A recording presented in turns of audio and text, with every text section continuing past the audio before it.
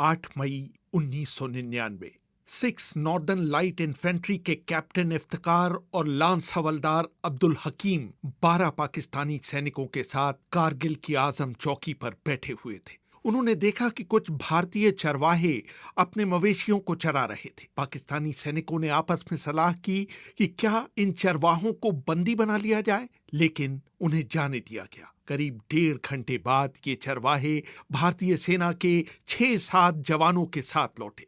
उन्होंने अपनी दूरबीनों से इलाके का मुआयना किया और वापस चले गए। करीब 2 बजे वहां एक लामा हेलीकॉप्टर उड़ता हुआ आया। इतना नीचे कि कैप्टन इफ्तिकार को पायलट का बैज तक साफ साफ दिखाई दे रहा था। ये पहला मौका था कि भारतीय सैनिकों को भनक पड़ी कि बहुत सारे पाकिस्तानी सैनिकों ने कारगिल की पहाड़ियों की ऊंचाइयों पर अपनी पकड़ बना ली है। अगले दिन फिर 2 लामा हेलीकॉप्टर वहां पहुंचे और आजम, तारिक और तशवीन चौकियों पर गोलियां बरसाईं। कैप्टन इफ्तिकार ने बटालियन मुख्यालय से भारतीय हेलीकॉप्टरों पर गोली चलाने की अनुमति मांगी, लेकिन उन्हें ये इजाजत नहीं दी गई, इसलिए कि इससे भारतीयों के लिए सरप्राइज एलिमेंट खत्म हो जाएगा। उधर भारतीय सैनिक अधिकारियों को यह आभास तो हो गया कि पाकिस्तान की तरफ से बड़ी घुसपैठ हुई है। शुरू में उन्हें लगा कि वो उसे अपने स्तर पर सुलझा लेंगे, इसलिए उन्होंने राजनीतिक नेतृत्व को इसके बारे में बताने की जरूरत नहीं समझी। उस समय भारतीय विदेश मंत्री जसवंत सिंह के बेटे मानवेंद्र सिंह, जो एक जमाने में इंडियन एक्सप्रेस के संवाददाता हुआ करते थे, याद करते हैं। मेरे एक मित्र थे उस समय आर्मी हेडक्वार्टर्स में। मोबाइल मेरे पास था नहीं, ना उनके पास था मोबाइल। उन्होंने मुझे लैंडलाइन पर फ़ोन करा, घर पे मिलना है शाम को, और मैं उनके घर पे गया।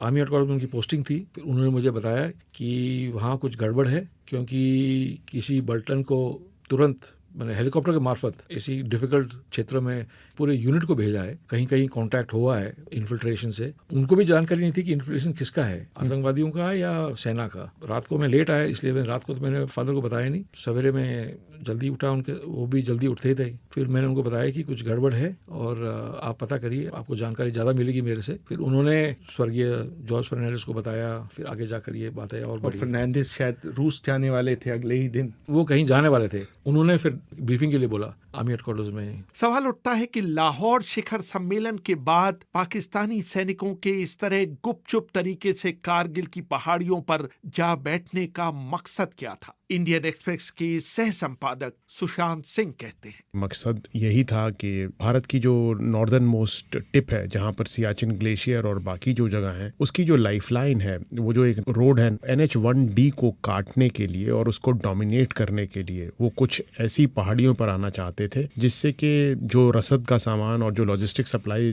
के लिए जो कॉन्वॉयज जाते हैं, वो सियाचिन की तरफ ना जा पाए और इंडिया को शायद सियाचिन छोड़ना पड़ जाए। इस बात का शायद मुशर्रफ को बहुत बुरा लगा था कि भारत ने सियाचिन पे कब्जा किया था 1984 में, और उस वक्त मुशर्रफ जो उनकी पैरा कमांडो फोर्स है SSG के में एक यंग मेजर थे, और उन्होंने कई बार उस जगह को खाली कराने की कोशिश भी की, पर वो सक्सेसफुल नहीं हुए। जब भारतीय नेतृत्व को मामले की गंभीरता का पता चला तो उनके पैरों तले जमीन निकल गई। भारतीय प्रधानमंत्री अटल बिहारी वाजपेयी ने पाकिस्तानी प्रधानमंत्री नवाज शरीफ को फोन मिलाया। पाकिस्तान के पूर्व विदेश मंत्री खुर्शीद महमूद कसूरी अपनी आत्मकथा neither a hawk nor a dove में लिखते हैं, वाजपेयी ने शरीफ से शिकायत की कि आपने मेरे साथ बहुत बुरा सलूक किया है। एक तरफ आप लाहौर में मुझसे गले मिल रहे थे, दूसरी तरफ आपके लोग करगिल की पहाड़ियों पर कब्जा कर रहे थे।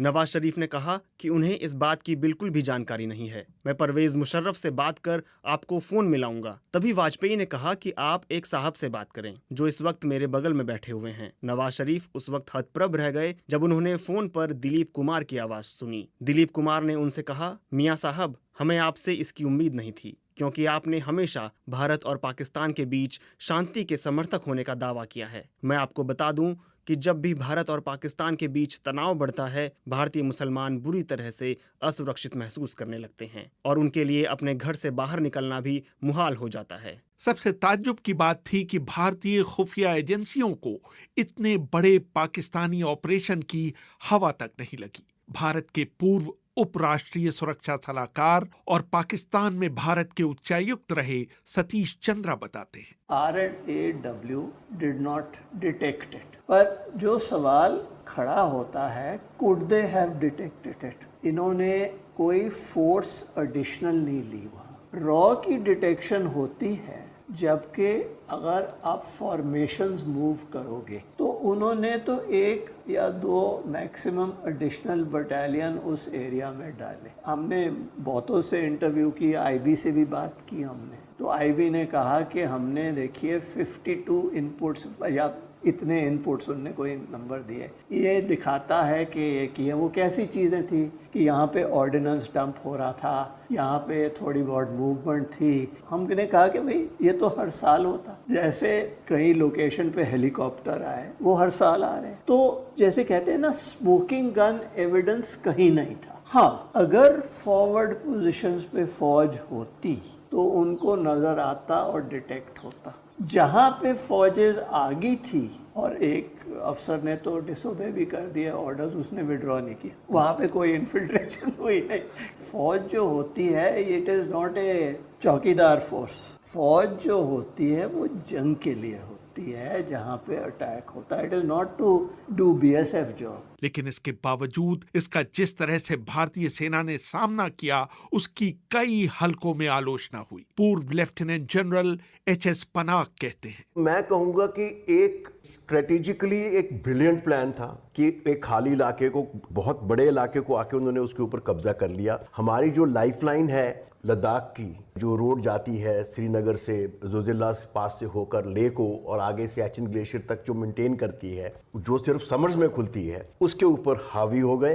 ये एक बहुत बड़ी अचीवमेंट थी उनकी, टैक्टिकली एक बहुत बड़ी सक्सेस थी उनकी इस लेवल को कि आके कब्जा कर लिया। लेकिन स्ट्रैटेजिकली क्या कि एंड में क्या होने वाला है, आगे क्या होगा, ये उन्होंने सोचा नहीं था। 3 मई से लेकर जून के पहले हफ्ते तक जो हमारी परफॉर्मेंस थी वो बिल्कुल बिलो पार थी, और मैं कहूंगा कि हमारी परफॉर्मेंस शर्मनाक थी पहले 1 महीने। उसके बाद जब 8 डिवीजन ने चार्ज लिया और फिर हमें थोड़ा सा उस बात का एहसास हो गया कि इस इलाके में कैसे ऑपरेट करना है, डेफिनेटली ये एक बहुत मुश्किल ऑपरेशन था। क्योंकि एक तो पहाड़ियां जो है उनके ऊपर उनका कब्जा, आप नीचे हो वो ऊपर है, ये सबसे मुश्किल ऑपरेशन होता है। जैसे कि आप आदमी सीढ़ियों के ऊपर खड़ा हुआ है, आप नीचे से चढ़ के उसको नीचे उतारने की कोशिश कर रहे हैं। और दूसरा ऑक्सीजन की कमी। तीसरी बड़ी बात ये थी कि कुछ हद तक हमारी ट्रेनिंग भी इस मामले में ऑफेंसिव में कमजोर थी। जनरल परवेज मुशर्रफ ने भी बार बार दोहराया कि उनकी नजर में ये एक बहुत अच्छा प्लान था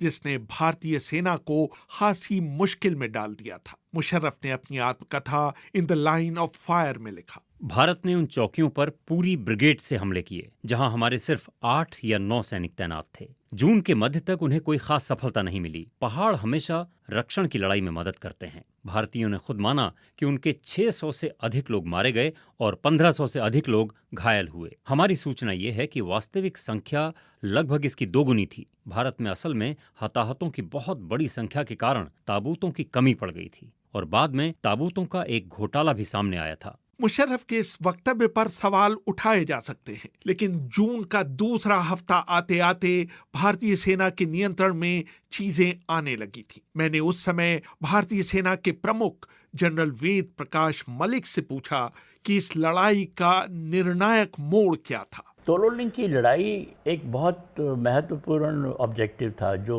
रोड को डोमिनेट कर रहा था, और उसमें 4-5 दिन की लड़ाई चलती रही। और तो और वो इतने नज़दीकी हम लड़ाई लड़के एक दूसरे को, वो लोग गालियां भी दे रहे थे, पत्थर के पीछे छुप के ऐसी बातें हो रही थी। कुछ उनके संगर भी थे, चाहे वो हाइट पर थे, पर हमारे जो जवान और अफसर थे उन्होंने छोड़ा नहीं। उसमें कुछ कैजुअल्टीज हमारी ज़्यादा हुई। 6 दिन तक तो हमको भी थोड़ा सा घबराहट सी थी कि भाई क्या होगा इसका, लेकिन जब वो सक्सीड किया उन्होंने, फिर उसके बाद में मुझे भरोसा हो गया अपनी ट्रुप्स के ऊपर, अपने ऑफिसर्स के ऊपर, और ठीक है, अभी हम इनको काबू में कर लेंगे। ये लड़ाई करीब 100 किलोमीटर के दायरे में लड़ी गई, जहां करीब 1700 पाकिस्तानी सैनिक भारतीय सीमा के करीब 8 या 9 किलोमीटर अंदर घुस आए। इस पूरे ऑपरेशन में भारत के 527 सैनिक मारे गए और 1363 जवान आहत हुए। एक फौज में सेइंग होती है कि माउंटेन्स ईट्स ट्रूप्स। नॉर्मल जगह पर प्लेन्स में अटैकिंग फोर्स में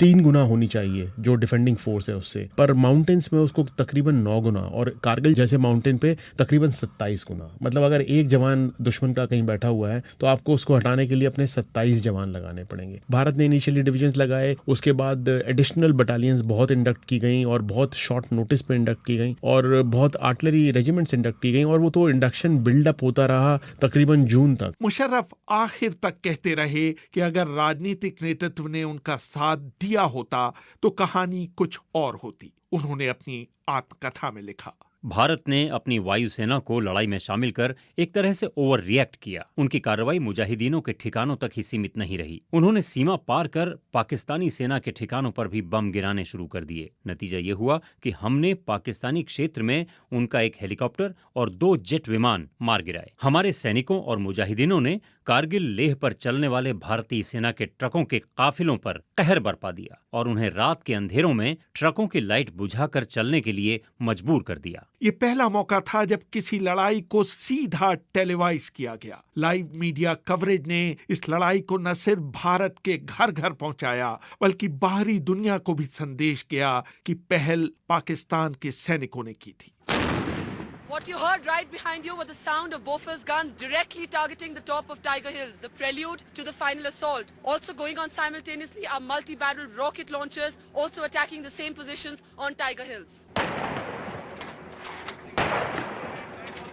जून के दूसरे सप्ताह से भारतीय सैनिकों को जो मोमेंटम मिला वो जुलाई तक जारी रहा। आखिरकार नवाज शरीफ को युद्ध विराम के लिए अमेरिका की शरण में जाना पड़ा। अमेरिका के स्वतंत्रता दिवस यानी 4 जुलाई को क्लिंटन और नवाज शरीफ की बहुत अप्रिय परिस्थितियों में मुलाकात हुई। उस मुलाकात में मौजूद क्लिंटन के दक्षिण एशियाई मामलों के सहयोगी ब्रूस राइडल ने अपने एक पेपर अमेरिका's डिप्लोमेसी इन 1999 कारगिल समिट में लिखा, एक मौका ऐसा आया जब नवाज ने क्लिंटन से कहा कि वो उनसे अकेले में मिलना चाहते हैं। क्लिंटन ने कहा कि ये संभव नहीं है। ब्रूस यहाँ पर नोट्स ले रहे हैं। मैं चाहता हूँ कि इस बैठक में हमारे बीच जो बातचीत हो रही है उसे लिखा जाए। क्लिंटन ने कहा, मैंने आपसे पहले ही कहा था कि अगर आप बिना शर्त अपने सैनिक नहीं हटाना चाहते तो यहाँ ना आए। अगर आप ऐसा नहीं करते तो मेरे पास वक्तव्य का मसौदा तैयार है जिसमें कारगिल संकट के लिए सिर्फ और सिर्फ पाकिस्तान को दोषी ठहराया जाएगा। इसके बाद तो क्लिंटन की नाराजगी बढ़ती गई।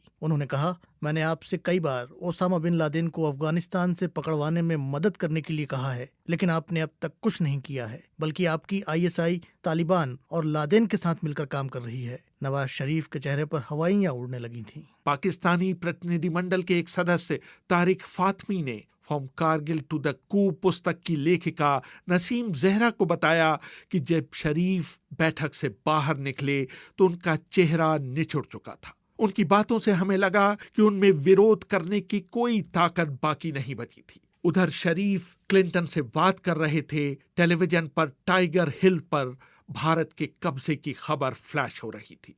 ब्रेक के दौरान नवाज शरीफ ने मुशर्रफ को फोन करके पूछा कि क्या ये खबर सही है। मुशर्रफ ने इसका खंडन नहीं किया। रेहान फजल, BBC, दिल्ली।